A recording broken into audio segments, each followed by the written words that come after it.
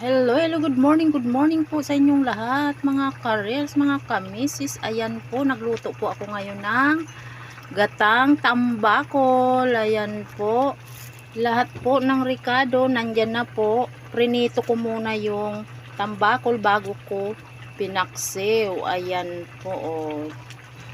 Ayan, nilagyan ko ng sili, sibuyas, ayan. Ayan, talong lang ang nilagay ko at saka ang palay, wala daw ng pitsay ngayon. Mahal ang pitsay ngayon, kaya ayan. Ayan lang po ang nilagay ko. Talong lang at saka ang palaya at saka sili. Ayan. Yan lang ang sahog ko ngayon. Mahal daw kasi ang pitsay ngayon, 200 po ang kilo. Ayan po, luto na, pinaksiw ko na po, lalagyan ko na po ng gata. Ayan, ayan, ibuhusan natin ang gata na purong gata. Ayan, ayan,